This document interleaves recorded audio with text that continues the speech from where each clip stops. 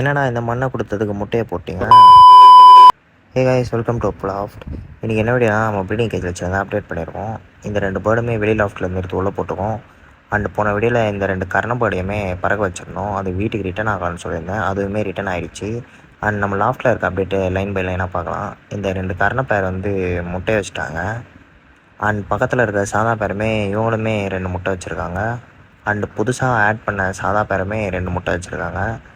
இந்த ஓமர் பேர் 2 முட்டை வச்சாங்க. அதை எடுத்து இந்த சாதா பேர்லையும், இந்த கர்ண பேரோட முட்டை எடுத்து இந்த சாதா பேர்லையும் வச்சுருப்போம். இந்த சாதா பேரோட முட்டையை என்ன பண்ணுறேன்னு பார்க்குறதுக்கு முன்னாடி நம்ம ட்ரைனிங் போட்ட ஹோமர் பேர்டுமே வீட்டுக்கு ரிட்டர்ன் ஆகிடுச்சு.